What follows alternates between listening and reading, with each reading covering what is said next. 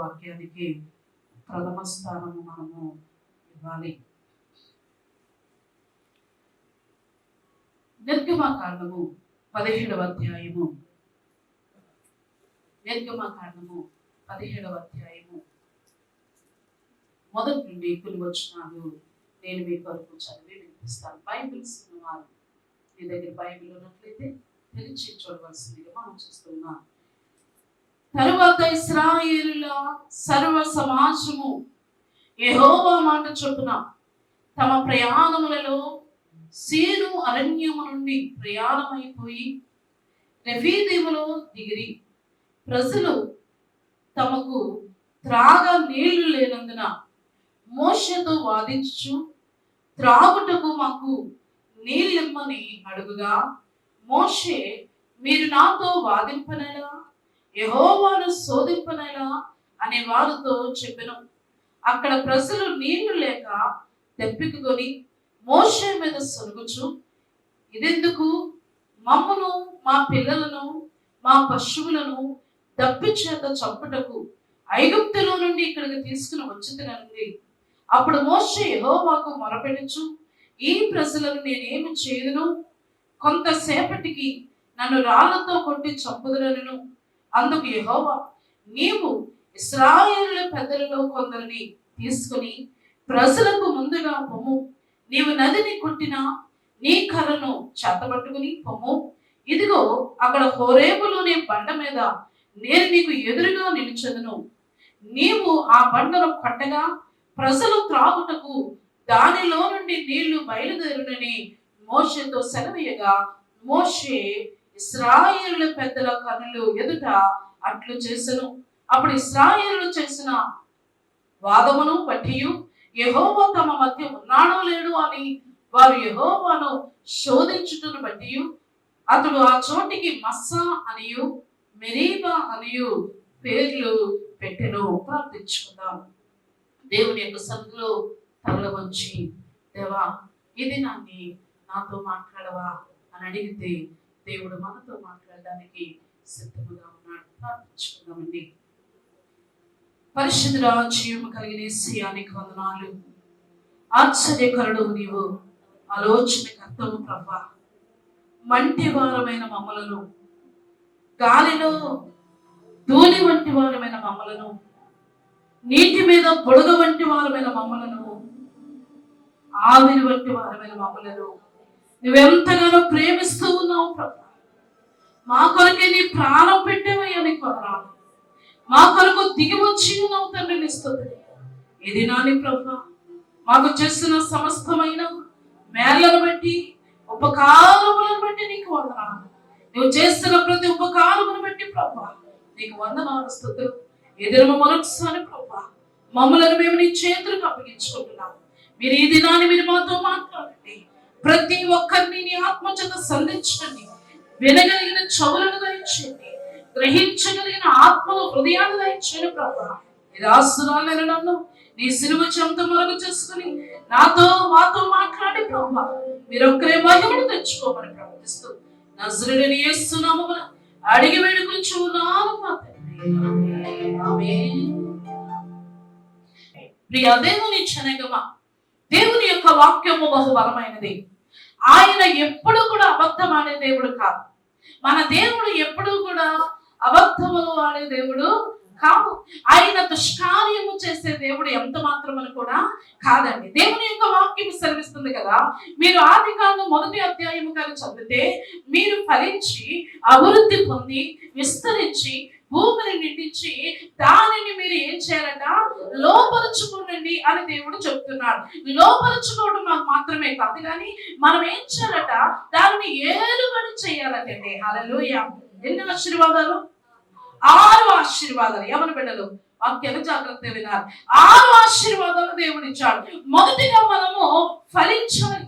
మానవుణ్ణి ఈ భూమి మీద చేసినప్పుడు, మానవుణ్ణి దేవుడు ఈ భూమి మీద చేసినప్పుడు మొట్టమొదటిగా దేవుడు మానవుడికి ఇచ్చిన ఆశీర్వాదం వచ్చిన ఏమిటంటే మీరు ఫలించాలి.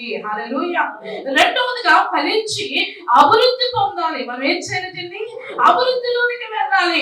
ఎలాగ అభివృద్ధిలోనికి వెళ్ళాలంటే 4 దిశలా కూడా దేవుడు అభివృద్ధి చేయాలని ఆశపడుతూ ఉన్నాడు. 4 వైపులా దేవుడు ఆశీర్వదించాలని ఆశపడుతూ ఉన్నాడు. తూర్పు వైపు, పడమటి వైపు, ఉత్తరము వైపు, దక్షిణ వైపు 4 దిక్కులా కూడా దేవుడు మనలను ఆశీర్వదించాలని ఆయన కోరిక కలిగి ఉన్నాడు. ప్రియ దేవుని బిడ్డలారా, మనము ఫలభరితముగా ఉండాలి.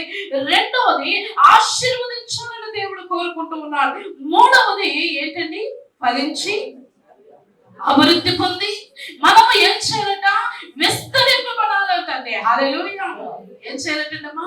విస్తరింపబడాలి. ప్రియ దేవుని బిడ్డలారా, విస్తరణ అనగా దేవుడు నిన్ను ఆర్థికంగా దేవుడు విస్తరింప చేయాలనుకుంటున్నాడు. సామాజికముగా దేవుడు నిన్ను అభివృద్ధి చేయాలనుకుంటున్నాడు. నిన్ను భౌతికముగా దేవుడు అభివృద్ధి చేయాలనుకుంటున్నాడు.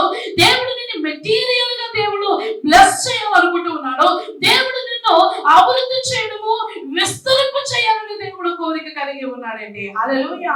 మనం అనుకుంటాం, ఒక గిన్నె చేసుకుని ఆ గిన్నెలోనే కూర్చుని ఇది నాకు చాలులే అనుకుంటాం, ఇది నాకు సరిపోతుందిలే అనుకుంటూ ఉన్నాం, ఇది నాకు మరి ఉన్నది చాలులే అనుకుంటాం. కానీ మన దేవుడు మాత్రము 4 దిక్కులో కూడా వ్యాప్తి చెందించే దేవుడు. హల్లెలూయా.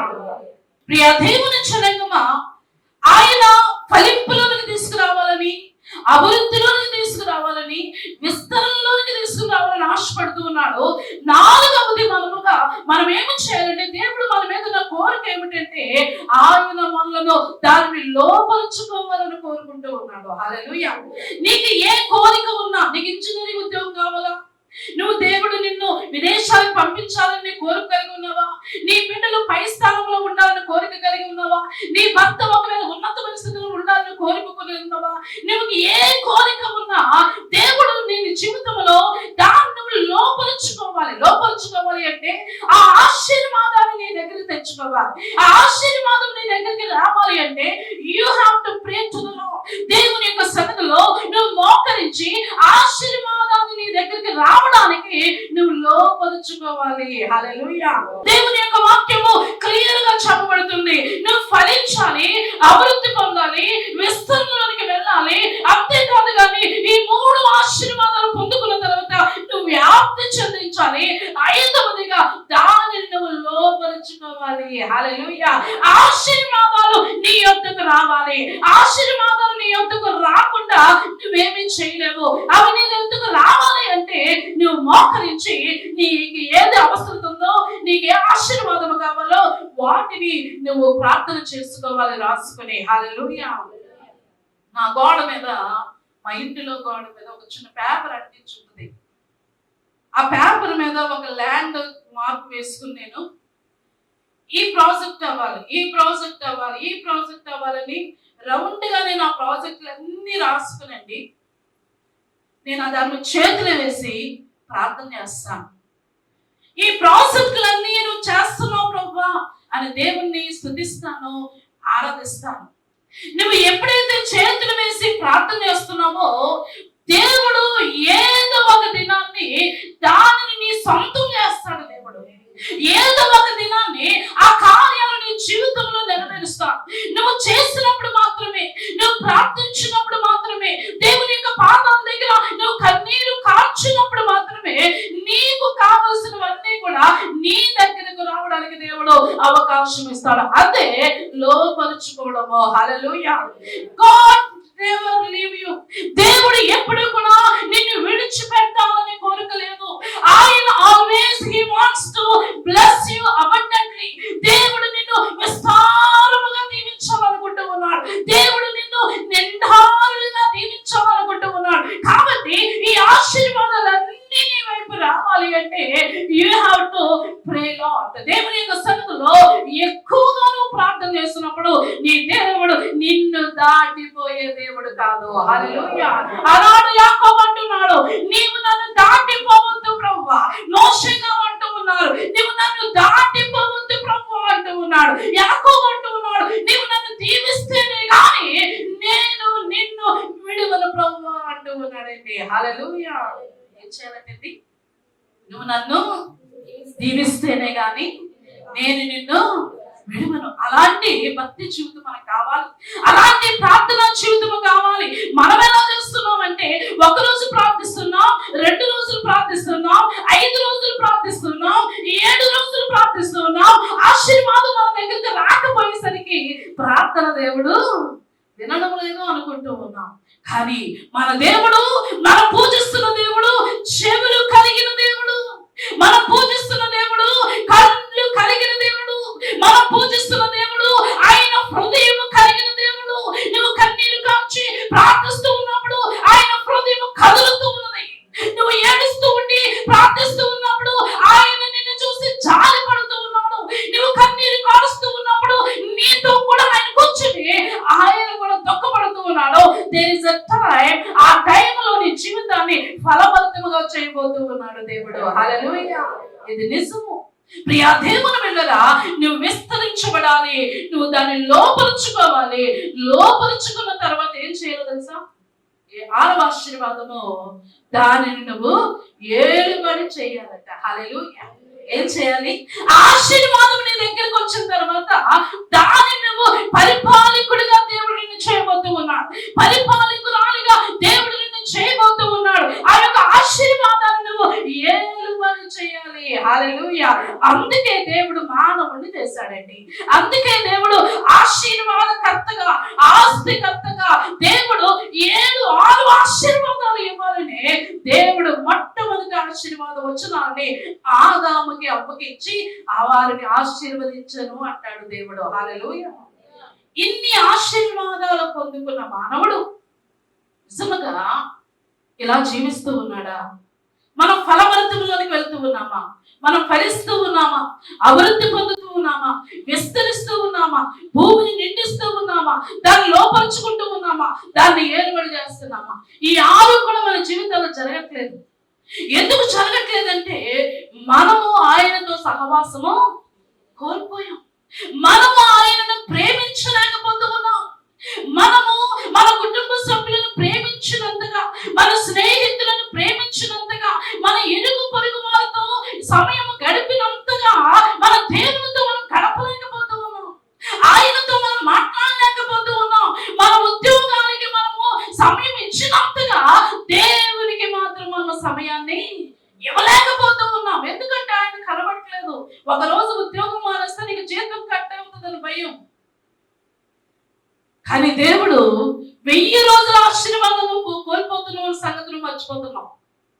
ఒక్కరోజు ఉద్యోగం మానేస్తే జీతం కట్ అవుతుందని భయపడుతున్నాం. 300 రూపాయలు, 500 రూపాయలు, 1000 రూపాయలు, 1300 రూపాయలు.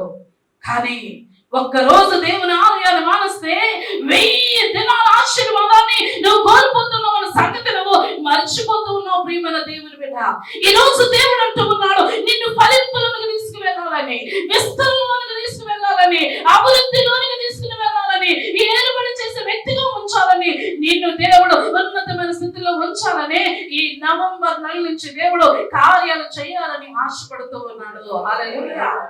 దేవుని బిడ్డ, ఈ 10 నెలల్లో ఎంతో మంది 2020 సంవత్సరము జనవరి నుండి అక్టోబర్ వరకు కొన్ని వేల లక్షల మంది చనిపోయారు. అంతేనంటారా?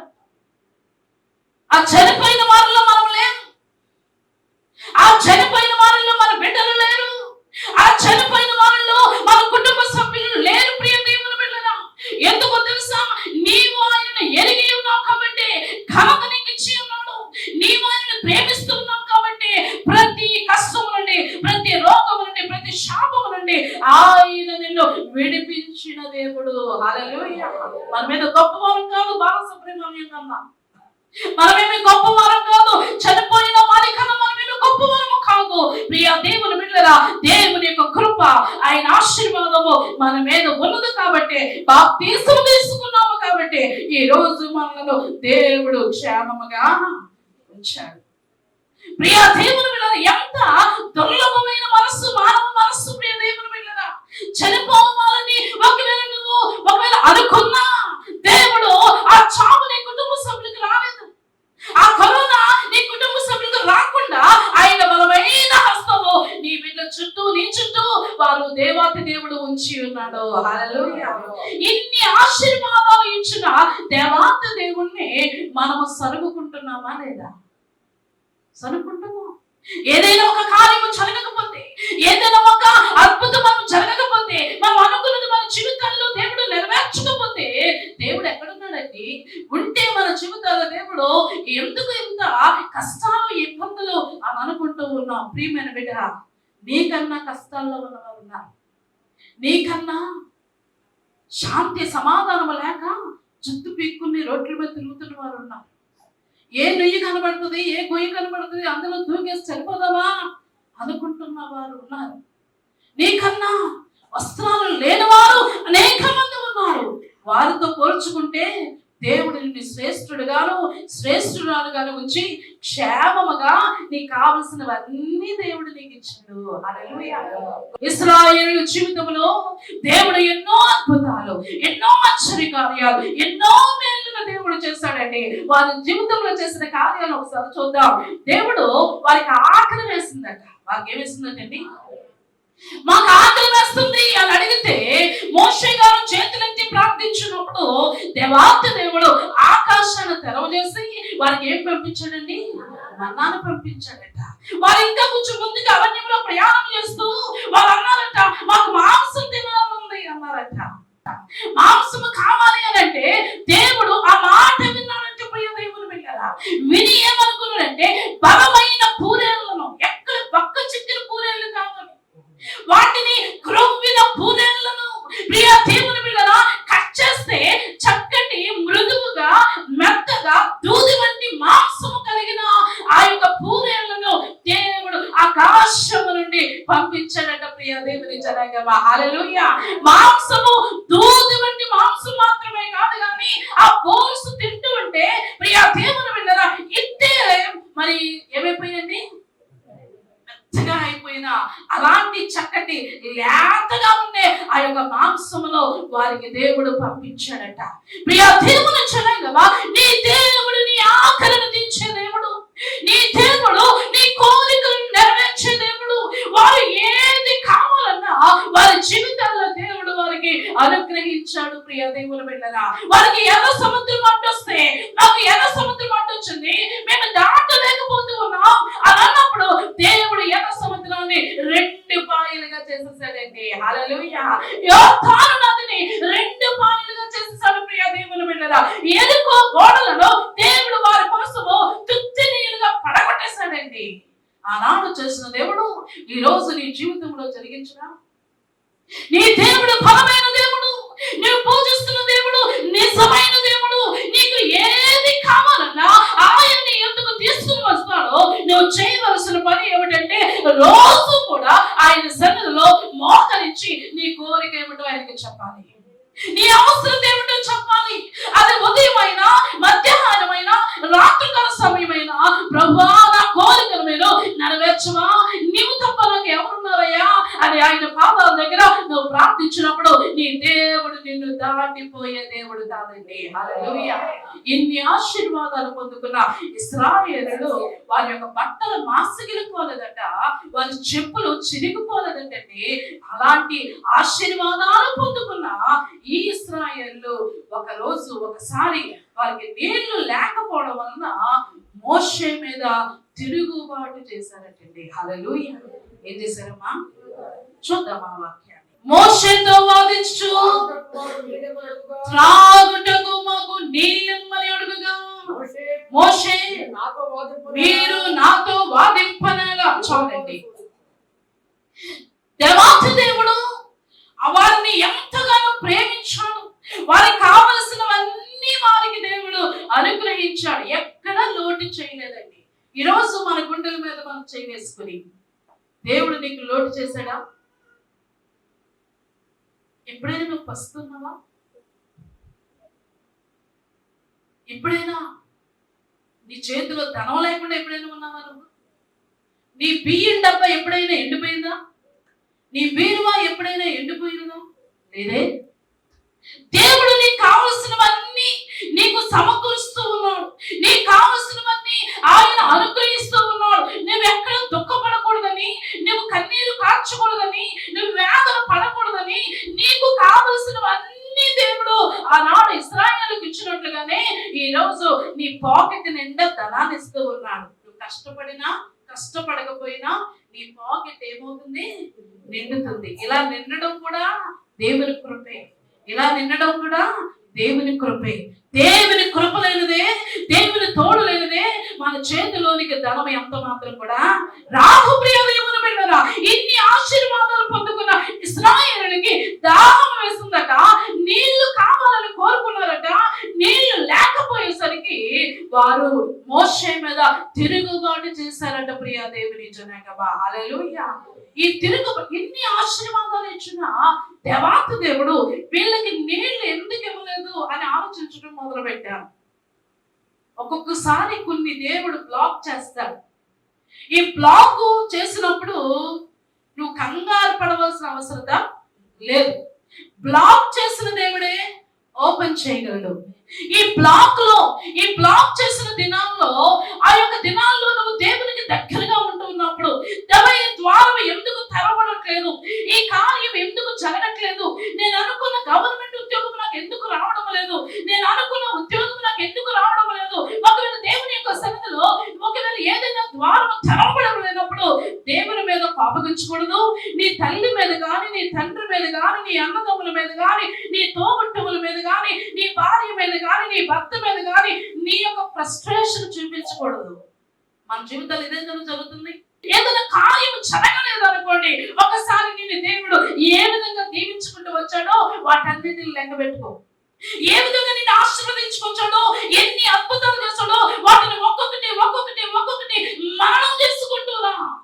ఇన్ని చేసిన దేవుడు ఈ యొక్క కార్యం ఎందుకు చేయడు అని నువ్వు అర్థం చేసుకుంటే ఆయన మనస్సును నువ్వు గెలుచుకుంటావు. హల్లెలూయా. కానీ మనం ఏంటంటే ఆయన చేసిన కార్యాలను మనము గుర్తు పెట్టుకో. ఒక్కకైనా విశ్వాసం ఉంటుందట, కానీ మనిషి చేసిన మేళ్లను ఏం చేస్తాడట? మర్చిపోతాడట. గాడిద వంటి స్వభావం కలిగి ఉండకూడదు. గాడిద వెనకాలతో తన్నుతుందటండి. ఏం చేస్తుందట? వెనక నుండి తన్నుతుందట, ముందు నుండి కాదంటే. ప్రియ దేవుని బిడ్డలారా, మనము ఆశీర్వాదాలు పొందుకున్న తర్వాత దేవునికి మనము ఎంత మాత్రం కూడా తిరుగుబాటు చేసే వారిగా ఉండకూడదని దేవుని యొక్క గ్రంథాలు చెబుతాయి. ఒకవేళ తిరుగుబాటు చేస్తే ఏం జరుగుతుందండి? ఆయన స్తుతించకపోతే ఏం జరుగుతుంది? ఆయన్ని ఆరాధించకపోతే ఏం జరుగుతుందంటే, నేను ఖచ్చితంగా చెప్పగలను, నువ్వు ఎండిపోతావు, నువ్వు ఆరిపోతావు. ఒక బ్లాక్ కాదు, అన్ని బ్లాక్లు అయిపోతాయి. ఒకటి మూయబడడం కాదు, అన్ని మూతపడుకుంటూ వస్తాయి. అందుకే ఎప్పుడు కూడా దేవుని మీద తిరుగుబాటు అనేది మనకి ఎంత మాత్రం కూడా ఉండకూడదు. ఏదైనా ఒక కార్యము జరగకపోతే, రెండు కార్యాలు జరగకపోతే, దేవుడు నీకు ఎన్ని మేలు చేశాడో, ఎన్ని అపకారాలు చేశాడో, ఎన్ని ఆశ్చర్య కార్యాలు చేశాడో వాటన్నిటిని మరణం చేసుకుంటూ మోకరించు. ప్రభువా, ఫలానా చోట ఫలానా కార్యం జరగాలని నిన్ను సన్నిధిలో ప్రార్థించినప్పుడు నువ్వు కార్యం చేసావు కదా. నాకు ఆకలిగా ఉన్నప్పుడు నాకు ఆకలి తీర్చావు కదా. నాకు దాహంగా ఉన్నప్పుడు నా దాహాన్ని తీర్చావు కదా. నేను ఒంటరిగా ఉన్నప్పుడు నా చేతులను పట్టుకున్నావు కదా. నాకు నిందలు పాలైనప్పుడు నా నిందల్ని కొట్టివేసావు కదా. నా ముఖము ఆనందం లేనప్పుడు నా ముఖానికి ఆనందం ఇచ్చావు కదా. నేను లోపల కురికి పొంది ఉన్నప్పుడు నా దేవాలయం నాతో ఉండి నా కురికి మాట అంతా తీసివేసావు కదా. ఇన్ని చేసిన నీవు ఈ కార్యం ఎందుకు చేయట్లేదు ప్రభా? నీ మనసు మార్చుకోవా? ఏదైనా తప్పుదం చేస్తే నన్ను క్షమించు, ఈ కార్యము చేయి ప్రభువా అని దేవుని సన్నిధిలో ప్రార్థన చేసి చూడు. నువ్వు చేస్తావయ్యా అని దేవునికి కృతజ్ఞతాస్తుతులు చెల్లించు. నీ దేవుడు నీ జీవితంలో ఆ కార్యము చేసి నెరవేరుస్తాడు. హల్లెలూయా. నువ్వు ఓడిపోవడం ఆయనకి ఇష్టం లేదు. నువ్వు కన్నీరు కార్చడం ఆయనకి ఇష్టం లేదు. నువ్వు ఎప్పుడు కూడా క్రింద ఉండడం ఆయనకి ఇష్టం లేదు. నువ్వు ఎప్పుడు ఎవరిని అడగడం ఆయనకి ఇష్టం లేదు. నువ్వు ఎప్పుడు కూడా పై స్థానంలో దేవుడు నిన్ను ఉంచాలనుకుంటున్నాడే కానీ ఆయన నిన్ను క్రింద స్థానంలో ఉంచాలని ఆయనకు కోరిక ఎంత మాత్రమే కూడా కాదు. నేను ఎప్పుడు ఫలింపులోకి తీసుకురావాలని, అభివృద్ధిలోనికి తీసుకురావాలని, విస్తరణలోనికి తీసుకుని రావాలని, నువ్వు వ్యాప్తి చెందించాలని. విశాఖపట్నంలో ఉండే ఒక అమ్మాయి లండన్ లో అబ్బాయిని చేసుకుంది అనుకుందాం. ఏం జరుగుతుందంటే అక్కడ విస్తరింపజేస్తున్నాడు దేవుడు. ఏం చేస్తాడండి? అభివృద్ధిలోనికి తీసుకువెళ్తూ ఉన్నాడు. 4 దిక్కుల దేవుడు ఇదే దేవుడు మనకి ఇవ్వాలని అనుకుంటున్న కోరిక ప్రియ దేవుని బిడ్డలారా. మనం ఎక్కడున్న వారం అక్కడ ఉండిపోవడము ఆయనకి అంత మాత్రమే కూడా ఇష్టము కాదు ప్రియ దేవుని బిడ్డ. ఇశ్రాయేలులు నీళ్లు లేవని మోషే మీద తిరుగుబాటు చేశారు, సనుగుకున్నారు.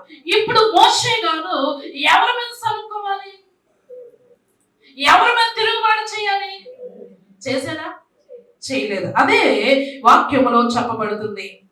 3వ వచనం, అక్కడ ప్రజలు నీళ్లు లేక దప్పికగొని మోషే మీద సనుగుచు ఏం చేస్తున్నారంటండి? ఇదెందుకు అంటున్నారు. ఏమంటున్నారండి? ఇదెందుకు? మమ్మను, మా పిల్లలను, మా పశువులను దప్పు చేత చంపుటకు ఐగుప్తులో నుండి ఇక్కడికి తీసుకుని వచ్చింది నేను. హల్లెలూయా. వారి సనుగుడు ఎలాగుందంటే, ఇంకెందుకు మమ్మల్ని చంపడానికే తీసుకొచ్చారు ఈ అరణ్యంలోనికి. దేవుడేమో పాలు తేనెలు ప్రపంచ దేశంలోనికి పంపిస్తారని ఐగుప్తు నుండి, బానిసత్వం నుండి, వెట్టి చాకరి నుండి బయటకు తీసుకుని వస్తే, చీకటిలో నుండి బయటకు తీసుకుని వస్తే వీరు మాట్లాడుతున్న మాట, మన్నా తినేశారు, దుంపలు తినేశారు, పూరేళ్లను తినేశారు, ఎర్ర సముద్రం దాటేశారు. అన్ని జరిగిపోయాయి. అన్ని జరిగితే కొంచెం లాభం ఎక్కాం. ఇప్పుడు ఏమంటున్నారు? ఒక కార్యం జరగకపోతే, ఒక అద్భుతం జరగకపోతే ఏమంటున్నారండి? ఇంకెందుకు మా అమ్మాయికి హిందువులు పెళ్లి చేస్తాం, క్రైస్తవ సంబంధాలు దొరకట్లే, అనవసరంగా నమ్మేసుకున్నాం, అందులో దిగిపోయాం. అలాంటి ఆలోచన క్రైస్తవులమైన మనకు రాకూడదు. నీ దేవుడు నిన్ను క్రైస్తవ్యంలోకి తీసుకొచ్చాడు అంటే, క్రీస్తులోనికి నిన్ను తీసుకుని వచ్చాడు అంటే దాని అర్థము నిన్ను దీవించడానికి, నిన్ను ఆశీర్వదించడానికి. పరలోకమందున దేవుడు నీ కుడి చేతిని ఎందుకు పట్టుకున్నాడో తెలుసా? నిన్ను ఎత్తైన స్థానంలో ఉంచడానికే నీ కుడి చేతిని ఆయన పట్టుకున్నాడు. మన మీద గొప్పవరమని, అందమైన వారమని, చదువున్న వారమని, జ్ఞానం ఉన్న వారమని మనం చేయబట్టుకోలేదండి. మనకంటే హేమీలు ఉన్నారు. కేవలము నిన్ను ఆశీర్వదించడానికి, నీ భర్తను ఆశీర్వదించడానికి, నీ పిల్లలను ఆశీర్వదించడానికి ఆయన పరలోకమందున దేవుడు అక్కడి నుండి చేయి చాపి నేను చెయ్యి, నీ పిల్లల చేతిని, నీ చేతిని ఆయన పట్టుకుని పై స్థానంలో ఉంచాలన్నదే ఆయన కోరిక. హల్లెలూయా. ప్రియ దేవుని బిడ్డ, నీ పిల్లలకి వివాహం చేసేది ఆయనే. నీ బిడ్డలను ఉన్నతమైన స్థితిలో ఉంచేది ఆయనే. ఆయన సమస్తమును కూడా సమకూర్చి జరిగించే దేవుడు మన దేవుడు. హల్లెలూయా. ఆలస్యం అవుతుందని కంగారు పడిపోవద్దు, ఆలస్యం అవుతుందని ఎంత మాత్రం చింతించవద్దు. దేవుడు ఏదో అద్భుతము మీ కొరకు దేవుడు దాచిపెట్టి ఉన్నాడు. హల్లెలూయా. ప్రియ దేవుని బిడ్డ, ఇక్కడ నీళ్లు లేవని, దప్పిక ఉన్నదని మోషే మీద అంటూ ఉన్నారు కదా, మమ్మలను చంపడానికే ఇక్కడికి తీసుకొచ్చాం. అలా అన్నప్పుడు మోషే గారి మనసు ఎలా ఉంటుంది చెప్పండి? ఎలా ఉంటుంది? చాలా బాధ కదండి, చాలా వేదన. ఎంతగా వారిని నడిపించుకుంటూ, ప్రేమిస్తూ, వారితో సరదాగా ఉంటూ, వారిని జోకులేస్తూ, ఒకరు బాధగా ఉంటే వారిని గిలిగించలు పెట్టి నడిపిస్తూ, చక్కగా ముందుకు నడిపిస్తూ ఉంటే ఒక్క చోట దాహం వేస్తుందని నా మీద మీరు తిరుగుబడి చేస్తారా, నా మీద మీరు సనుగుకుంటారా అని లోపల నొచ్చుకునే ఉండొచ్చు. ఆ నొచ్చుకుని ప్రియ దేవుని బిడ్డరా, మోషే గారు కూడా దేవునితో ఒక కంప్లైంట్ చేస్తున్నాడు. అప్పుడు మోషే యెహోవాకు మొరపెట్టుచు, ఈ ప్రజలను నేనేమి చేయదును, కొంతసేపటికి నన్ను రాళ్లతో కొట్టి. ఎంత బాధపట్టేదండి మోషే గారిని. ఏం చేశారు? ఎంతో బాధ పెట్టారు. ఆ బాధను భరించలేకే ఈ ప్రజలను నేనేమి చేయదును అంటున్నాడు. సేవకులకు కోపం వస్తేనండి కొన్ని మాట వదిలేస్తారు, దానివల్ల నష్టం వస్తుంది. అందుకే ఎప్పుడు సేవకుల జోలికి రాకూడదు. సేవకుల యొక్క జోలికి వస్తే దేవుని ముట్టినట్టేనట. ఒకవేళ నాకు తెలియకుండా, లేకపోతే సేవకులకు తెలియకుండా సనిగినా అది సేవకులకు తెలియదు, కానీ పైనున్న దేవునికి తెలుస్తుందో తెలియదండి, ఆయనకి తెలుసు. ప్రియ దేవుని బిడ్డలారా, అందుకే సేవకులను దూషించడం అనేది మన ఆశీర్వాదానికి మనం ఆనకట్ట వేసుకున్నట్టే.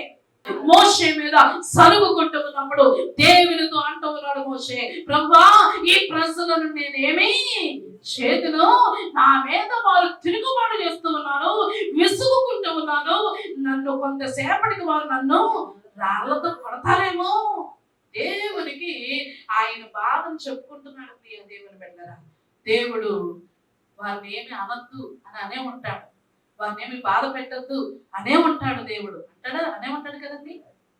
దేవుడు క్షమించే దేవుడు. కాబట్టి దేవుడు మోషే గారితో ఒక మాట అంటున్నాడు. 5వ వచనం, అందుకు యెహోవా, నీవు ఇశ్రాయేలు పెద్దలలో కొందరిని తీసుకుని ప్రజలకు ముందుగా పోము, నీవు నదిని కొట్టినా నీ కర్రను చేత పట్టుకుని పోము, ఇదిగో అక్కడ హోరేబులోని బండ మీద నేను నీకు ఎదురుగా నిలిచెదను. అది అండర్లైన్ చేసుకోండి. 6వ వచనం, ఇదిగో అక్కడ హోరేబులోని బండ మీద నేను నీకు ఎదురుగా నిలిచెదను. వారికి దాహం వేస్తుంది అంటే దేవుడే పరలోకము నుండి దిగి వచ్చేసాడు. సడలేదండి. హోరేబులోని కొండ మీద, హోరేబులోని కొండ మీద బండ మీద నేను నీకు ఎదురుగా నిలబడతాను. మోషే, డోంట్ వరీ, వారు సలుగుకుంటున్నారని, వారు నేను దుఃఖ పెడుతున్నారని, వారు నేను బాధ పెడుతున్నారని వారు నువ్వు ఏమీ చేయొద్దు. ఏమన్నాడండి దేవుడు? వారు నువ్వు ఏమి కూడా చేయొద్దు. ఇదే మనం నేర్చుకోవాలి. నిన్నెవరైనా బాధ పెడుతూ ఉంటే, నిన్నెవరైనా దుఃఖ పెడుతూ ఉంటే, నీ బంధువులైనా, నీ స్నేహితులైనా, నీ ఆఫీసులోనైనా, నీ యొక్క ఫ్రెండ్స్ అయినా నిన్నెవరైనా దుఃఖ పెట్టి, బాధ పెట్టి, వేదనకు గురి చేస్తే షుడ్ బి సైలెంట్. వారిని నువ్వు ఏమీ అనవద్దు. అనే దేవుడు ఎవరు? నువ్వు అనొద్దు. నువ్వంటే నేనేమన్నావు, నువ్వు అనకుండా ఉంటేనే నేను నోరు విప్పుతాను అంటున్నాడు దేవుడు. హల్లెలూయా.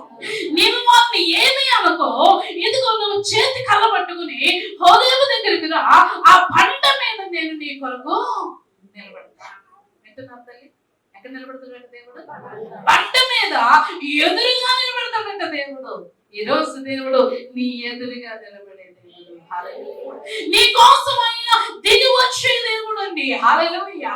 నీ కోసమైనా కలుగు చేసుకునే దేవుడు. నీ విషయాలలో నీకు ఏది కావాలన్నా అది అవ్వలేనప్పుడు ఆయన పాదాల దగ్గర నువ్వు ప్రార్థిస్తూ ఉన్నప్పుడు నీ విషయంలో ఆయన కలుగు చేసుకునే దేవుడు. హల్లెలూయా.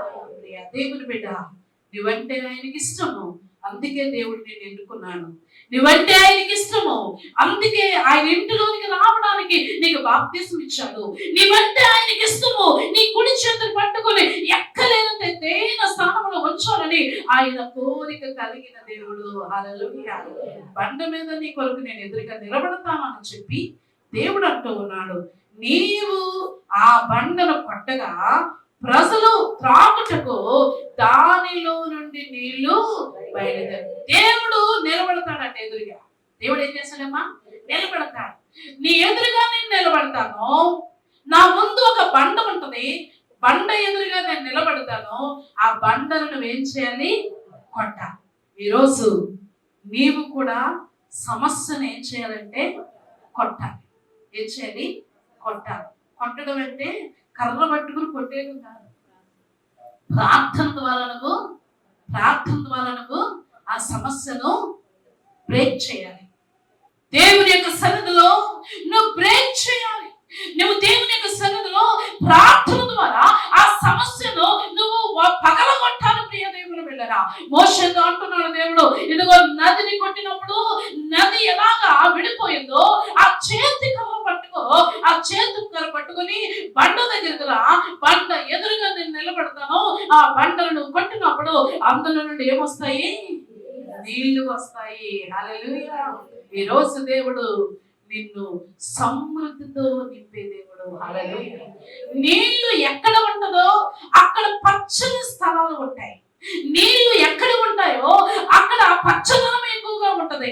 నీళ్లు ఎక్కడ సమృద్ధిగా ఉంటుందో అక్కడ పాడి పంటలు పండుతాయి. ఎక్కడైతే నీళ్లు ఉంటాయో అక్కడ పాడి పంటలతో పాటు ధనధాన్యాదులు ఉంటాయి. ఎక్కడైతే నీళ్లు సమృద్ధిగా ఉంటాయో అక్కడ ఎండిపోవడం అనేది ఎక్కడ కూడా జరగదు. ఈరోజు దేవాతి దేవుడు నిన్ను ఆశీర్వాదంతో నింపాలనుకుంటూ ఉన్నాడు. హల్లెలూయా. వారు ఎండిపోయారు, మా గొంతు ఎండిపోతుంది, మా కడుపు ఎండిపోతుంది, మా పేగులు ఎండిపోతూ ఉన్నాయి, మేము ఎండిన స్థానంలో ఉన్నాం, ఎండిన పరిస్థితుల్లో ఉన్నాం, మాకు దాహం వేస్తుంది, మేము మేము చనిపోయేలా ఉన్నాం, మా పశువులు చనిపోయేలా ఉన్నాయి, మేము చనిపోయేలా ఉన్నాము అని చెబుతూ ఉన్నప్పుడు దేవాతి దేవుడు వారి కొరకు ఒక బండలాగా అక్కడికి వచ్చి దేవుడు అక్కడ నిలబడ్డాడు. ఆ బండను కొట్టినప్పుడు ఆ బండలో నుండి మధురమైన జలాలు వచ్చాయి. ప్రియ కుమారుడు, కుమార్తె, నువ్వే స్థితిలో ఎండిపోయావు నీ మనసుకు తెలుసు, నేను చూస్తున్నా దేవునికి తెలుసు. నీ బీరువా ఎండిపోయిందేమో, నీ పర్సు ఎండిపోయిందేమో, నువ్వు ఎండిపోయిన స్థితిలో ఉన్నావేమో.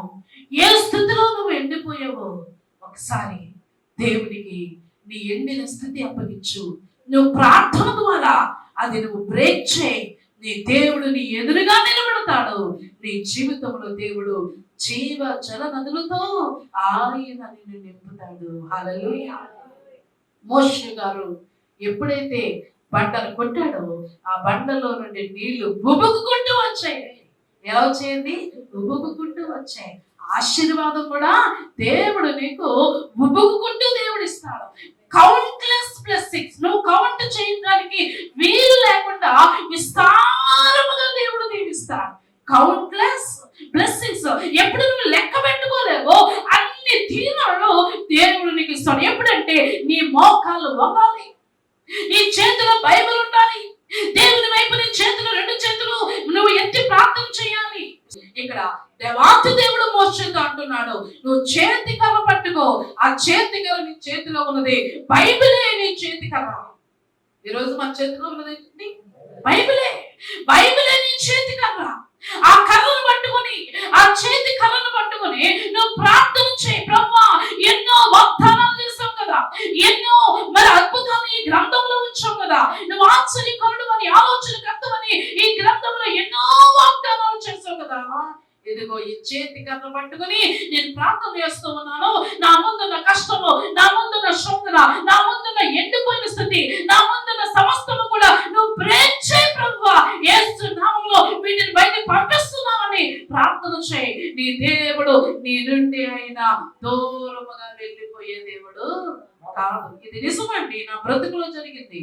నేను ఓడిపోతున్న సమయంలో, నేను ఎండిపోతున్న సమయంలో, నేను చేతగాని అయిపోతున్న సమయంలో, నా జీవితంలో సక్సెస్ లేని సమయంలో నేను దేవుని మీద ఆధారపడ్డాను. నా తల్లి కాదు, నా తండ్రి కాదు, నా అన్నదమ్ములు కాదు, నాకెవ్వరూ కాదు, నా దేవుని మీద సంపూర్ణముగా ఆనుకోవడం మొదలు పెట్టాను. ఎప్పుడైతే నేను ఆనుకోవడము, నేను రెండు చేతులు ఆయన వైపు చాచి నేను ప్రార్థించడం మొదలు పెట్టాను, నా దేవుడు ఒక్కొక్క ద్వారం మూయబడిన ప్రతి ద్వారాన్ని కూడా ఆయన తెరుచుకుంటూ వచ్చి ఉన్నాడండి. హల్లెలూయా. ఇంకా ఎన్నో ద్వారాలు తెరవబోతున్నాడు దేవుడు, ఇంకా ఎన్నో అద్భుతాలు చేయబోతున్నాడు నా జీవితంలో. ఈ రోజు ప్రియమైన దేవుని బిడ్డ, ఆ కాపలత్వంలో ఉన్న నీవు నీ జీవితంలో కూడా దేవుడు కార్యాలు చేయడానికి సిద్ధంగా ఉన్నాడు. నువ్వు ఎక్కడ ఎండిపోయావో, ఎక్కడ ఓడిపోయావో, ఎక్కడ చతికిల పడిపోయావో, ఎక్కడ నేను సక్సెస్ లేదు నా లైఫ్ లో అని ఎక్కడ నువ్వు అనుకుంటున్నావో వాటన్నిటినీ యేసయ్య పాదాల దగ్గర పెట్టు. నీ రెండు చేతులు ఆయన వైపు చాచి నువ్వు ప్రార్థన చేయి.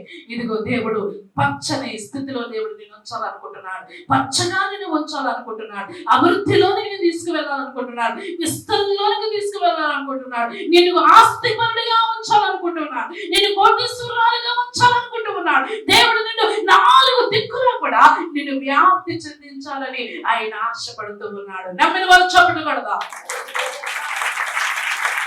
దేవునికి మహిమ కలుగును గాక. యేసు నామములో అద్భుతాలు మీ జీవితంలో జరుగును గాక. మీ ఎండిపోయిన స్థితి బయట పోవును గాక. మీ ఎండిపోయిన స్థితి బయట పోవును గాక. ఎక్కడ ఎండిపోయిన స్థితి ఉందో అక్కడ దేవుడు కార్యము జరిగించును గాక.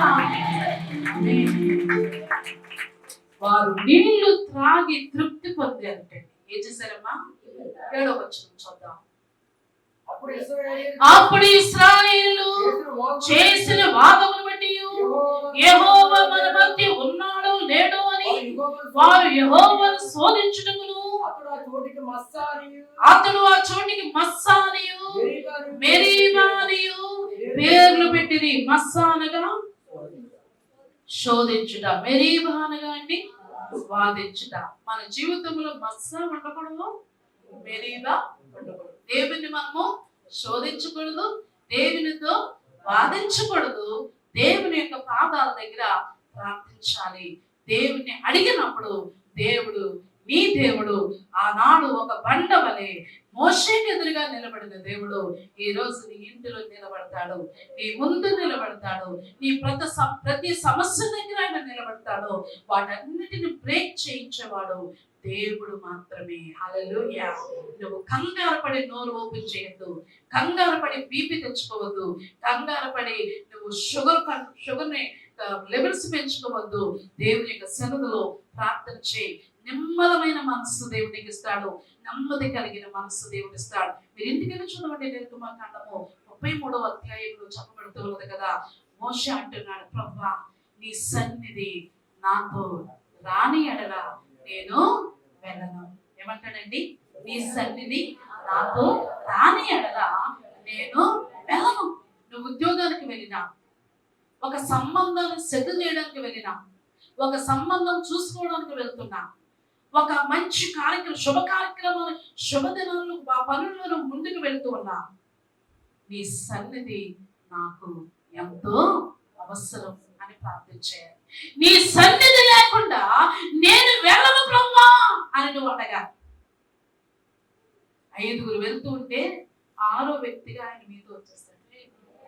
3 వెళ్తూ ఉంటే 4వ వ్యక్తిగా ఆయన మీతో వచ్చేస్తాడు. ఆయన సన్నిధి మనతో ఉండాలి, ఆయన సన్నిధి మనతో ఉండాలి. మోషేకి తెలుసు ఆయన లేకపోతే నేను ఓడిపోతాను అని. మోషే గారికి తెలుసు దేవుడు లేకపోతే నేను ఓడిపోతాను అని మోషేకి తెలుసండి. అందుకే మోషే గారు అంటున్నారు, నీ సన్నిధి లేకుండా నా ఇల్లు ఉండకూడదు, నీ సన్నిధి లేకుండా నా ఉద్యోగానికి వెళ్ళను, నీ సన్నిధి లేకుండా నేను ఏ పని మొదలు పెట్టను, నీ సన్నిధి నాతో ఉంచు. హల్లెలూయా. ఒక కుటుంబముగా ఏర్పడిన నీవు ఆయన సన్నిధి భార్యాభర్తల మధ్య ఉండాలి. కుటుంబంలో పిల్లలతో ఉన్న నీవు ఆయన సన్నిధి మీతో, మీ పిల్లల మధ్య ఆయన సన్నిధి ఉండాలి. కాలేజీకి వెళుతున్న నీవు ఆయన సన్నిధి నీతో రావాలి, నీతో పాటు ఆయన సన్నిధిగా నీతో ఉంటే ఎప్పుడు నువ్వు విజయవంతుడివే.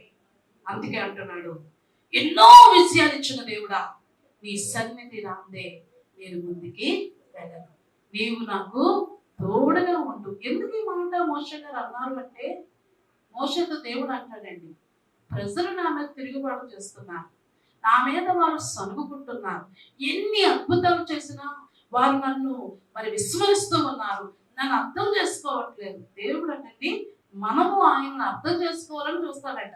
మనం ఆయనను భర్త భార్యను అర్థం చేసుకున్నట్టుగా, భార్య భర్తను అర్థం చేసుకున్నట్లుగా, పిల్లలు తల్లిదండ్రులను అర్థం చేసుకున్నట్లుగా, తల్లిదండ్రులు పిల్లలను అర్థం చేసుకుంటున్నట్లుగా మనము మన దేవుడిని ఏం చేయాలి? ఆయన అర్థం చేసుకోవాలి. దేవాతి దేవుడు మోషేతో అంటున్నాడు, వారు నన్ను విస్మరిస్తూ ఉన్నారు, నేను మీతో రాను అంటాడు దేవుడు. ఏమంటాడండి? నేను మీతో రాను, నా సన్నిధి నీతో కూడా రాదు మోషే అంటే. ఏ ప్రభువా, ప్రజలు నన్ను తృణీకరిస్తున్నారు, ప్రజలు మోకాళ్ళని ప్రార్థించట్లేదు, ప్రజలు వాక్యం చదవట్లేదు, ప్రజలు నాకు లోబడట్లేదు, కాబట్టి నా సన్నిధి నేను మీతో ఉండను అంటే ప్రతిమలాడతాడండి మోషే. ప్రభువా నువ్వు లేకపోతే, నీ సన్నిధి లేకపోతే నేను ఓడిపోతానయ్యా, మేము ఓడిపోతానయ్యా, మీ సన్నిధి రానదే నేను ముందుకు ఒక అడుగు కూడా వేయను. ఈరోజు ఈ తీర్మానము, ఈ దృక్పథము మనలో ఉంటుందా?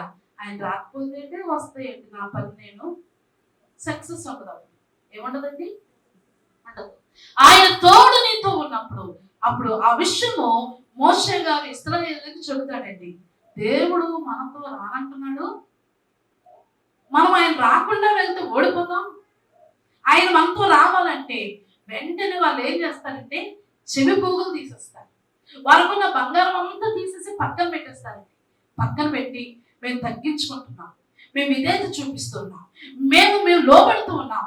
రండి ప్రభువా, రండి, మాకు మీ సన్నిధి లేకపోతే మేము ముందుకు వెళ్ళలేమయ్యా, రండి రండి రండి యేసయ్యా అని ప్రార్థిస్తే దేవుడు అప్పుడు మోషేకి కనబడతాడండి. హల్లెలూయా. ఈరోజు ఇలాంటి భక్తి జీవితం ప్రతి విశ్వాసలో ఉండాలి. ఇలాంటి భక్తి జీవితం ప్రతి యవనస్తుల్లో కనబడాలి. ఇలాంటి భక్తి జీవితము ప్రతి యవనస్తుల్లోనే ఉండాలి. ఇలాంటి భక్తి జీవితం మనందరిలోనూ ఉండాలండి. ఆయన సన్నిధి లేకుండా మనం ఏమీ కూడా సాధించలేము.